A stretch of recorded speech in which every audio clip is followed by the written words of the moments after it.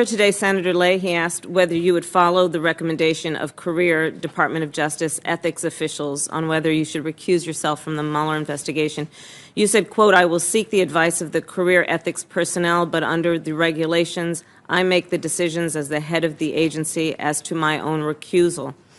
You also said to Senator Klobuchar that you do not want to, quote, "abdicate your duty," since recusal decision would be yours. So my question is, would it be appropriate to go against the advice of career ethics officials that have recommended recusal? And can you give an example of under what situation or scenario you would go against their recommendation that you recuse yourself? Well, there are different kinds of recusals. Some are mandated, for example, if you have a financial interest, but there are others that are judgment calls. And let's imagine it's a judgment call, and the judgment by the career ethics officials in the agency are that you recuse yourself. Under what scenario would you not follow their recommendation? If I disagreed with it. And what would the basis of that disagreement be? I came to a different judgment. On what basis? The facts. Such as? Such as whatever facts are relevant to the recusal. What do you imagine the facts would be that are relevant to the recusal? They could be innumerable. I mean, there are a lot of, for example, there's a rule of necessity, like who else would be handling it. It could be. Do you believe that would be a concern in this situation if you are if the recommendation is that you recuse yourself from the Mueller investigation? Do you believe that would be a concern, that there'd be no one left to do the job? No, I'm just saying, well, in some contexts there very well might be because of who's confirmed for what and who's in what position. But apart from that, it's a judgment call, and the Attorney General is the person who makes the judgment, and that's what the job entails. As a general matter, that's true, but specifically on this issue, under what scenario would you imagine that you would not follow the recommendation of the career ethics officials in the Department of Justice to recuse yourself from the Mueller investigation? If I disagreed with them. Okay. In response to a question that Senator Ernst asked, you mentioned that we need barriers across the border to deal with drug trafficking. Are you advocating a wall? Well, I think I'm advocating a system, a barrier system. In some places, and I'd have to find out more about the situation since I last visited the border. From what you know, do you believe that a wall would address the concern that you have about drug trafficking? Well, a wall certainly would, but in some places it may not be necessary to have, what most people imagine as a wall. Are you aware that most of the drugs coming into the United States, in particular through Mexico, are entering through ports of entry? Yes, but they also come elsewhere, and so do illegal immigrants cross the border. And but basically, in particular on the subject of drug trafficking, are you aware that most of the drugs that are trafficked into the United States enter through points of entry? Yes. Have you recently or ever visited a point of entry, a port of entry? Not in the United States? Not recently. When I was used the last to spend time? a lot of time. Well, when I was Attorney General. So a couple decades ago. Almost 30 years. Okay. I'd urge you to visit again if and when you are confirmed. I think you'll see that a lot has changed over the years. Secretary Kelly, are you willing to initiate a policy that says that if that person who is a victim or a witness to a crime, who is at a courthouse in any county in the United States appearing as a victim or a witness to a crime, that if they do not have a serious criminal background, that they would be exempt from a policy of picking them up at that courthouse? No.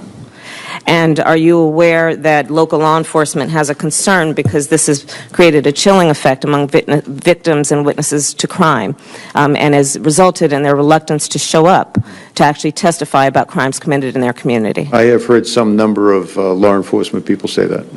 But I've also heard the opposite view. During your confirmation hearing before this committee on January 10th, you committed to doing a top-to-bottom assessment of DHS. Is that correct? I did. And have you finished this assessment? No. When do you plan to finish it? I don't know. You don't have a goal for finishing it? I have a general goal. What is that date? Well, one of the things I'll task my new deputy, that was confirmed yesterday, she'll take that on. Have you given her a date for when that assessment will be complete? No, because when she wasn't confirmed, I didn't deal with her as a deputy. I didn't want to presume confirmation by the Senate. So you do not have a goal for your department on when that assessment will She be and I will completed? discuss the goal. And have you read the, as part of the assessment that needs to be done, have you read the report issued by the Inspector General, John Roth, that was issued just 4 months ago, November 7th, 2016, entitled Major Management Performance Challenges Facing the Department of Homeland I'm Security? aware of the report, yep. Have you read it? I'm aware of it. And So you've not read it? executive summary. Okay. In the report, the IG says, quote, "This year we are presenting a broader picture of management challenges by highlighting those we have repeatedly identified over several years.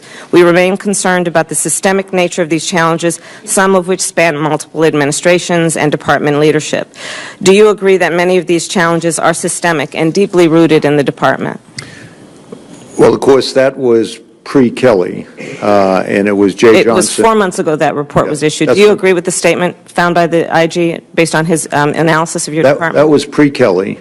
I am committed. I'm sorry, pre-Kelly meaning yourself? I wasn't in the job yet. Okay. As I've committed to the committee before and to the Congress in general, we're going to take a top-to-bottom look at how we're organized and how we can do business better, and that includes how we do the leadership functions. Are you aware, sir, that on March 22nd, union officials and leaders from both ICE and Border Patrol appeared before this committee?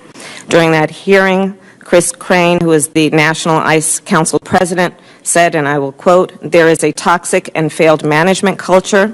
He went on to say, quote, "A good old boy network exists within your department." He went on to say officers are, quote, "tripping over managers in the field," and then said also that the agency has outdated and, quote, "practically no policies in place." Are you aware that that is a sentiment among leadership in your department? Certainly that's the sentiment throughout, really, DHS, in terms of how DHS was run for the last 8 years. Going forward, it won't be run like that anymore. And how Once I determine how we're going to change the leadership approach. So you are going But to up come up until with a this plan point- for fixing this for the 230,000 Yeah. people in your department? And is this a priority for you? It is. And at the same hearing, both Mr. Crane and the National Border Patrol President Brandon Judd spoke of an extensive morale issue at DHS, which is also reflected in the Federal Employee Viewpoint Survey, which is published by OPM. Are you aware that DHS ranks as the last among large agencies in terms of its morale? That was certainly the case under the Obama administration, but we're changing that already. And you're going to change that within what time period for your It's already department of changing. 230,000? Oh, it's changed. It's already changing. It is changing. Okay. And in regards to your top-to-bottom assessment, has your assessment included looking into the morale issues at the agency and putting in place programs and initiatives to actually improve the morale? That's what I do, yes. And can you provide us with a list of the policies that you've instituted to improve morale at the department? My leadership is the start point, and we'll continue to look at ways to improve the morale. One of the issues most focused on by the workforce since over the last 8 years that affected their morale was an inability to do their jobs. Now that we've opened the aperture in terms of the amount of work that they're allowed to do, I'm deflecting a lot of outside influences into the workforce so they can do their jobs. Sir, but my question to you, with all due respect, my question to you is, what have you put in place to turn the morale around in this department? And the morale, which is at the lowest of any large federal agency, and the condition has existed throughout it appears, the life of the agency, and certainly has passed through many administrations. Under the Obama administration, the morale suffered terribly. So what plans have you put in place, sir? My leadership. So you're saying by virtue of you being there, morale will now change? By virtue of the fact, the greatest impact in raising the morale in the last 90 days or so has been that the workforce now is allowed to do their job. And that would be, they're now unshackled, is that correct? They're allowed to do their job as the professionals they are.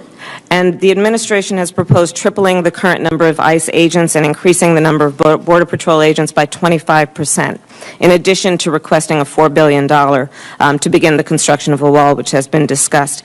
Are you in support of actually bringing on these new agents before you have repaired the damage that has existed in your agency? It's simultaneous, sure. Okay, Senator Harris, we're going to give you an opportunity. So I'll go through round two. Thank you, Chairman. Senator Harris for 5 minutes. I appreciate that. Secretary Kelly, I represent a state of almost 39 million people, which is also a state with the largest number of immigrants documented and undocumented of any state in this country. And they have a right to have an understanding, a clear understanding of the policy priorities of your department. At March 8th confirmation hearing for Elaine Duke, I asked her how the 7 enforcement categories from your February 20th memo would be prioritized, and she answered that the priorities are listed in descending order. Do you agree with that? No. And so what is can you please rank then the 7 factors and the priority among them? Those 7 factors allow the ICE folks to make their decision as to who they will develop a target package on and then go try and apprehend. But they're not in descending order. They're just, those are the categories. Really a first-round draft choice. He's an all-star. I can't wait to get him confirmed, or I agree. hopefully the Senate will confirm him. Thank you for all you're doing. Sure. Senator Harris. So let's work on that together. I'd appreciate that. I'm sure Secretary Kelly would enjoy working with us on that as well. Senator Carper.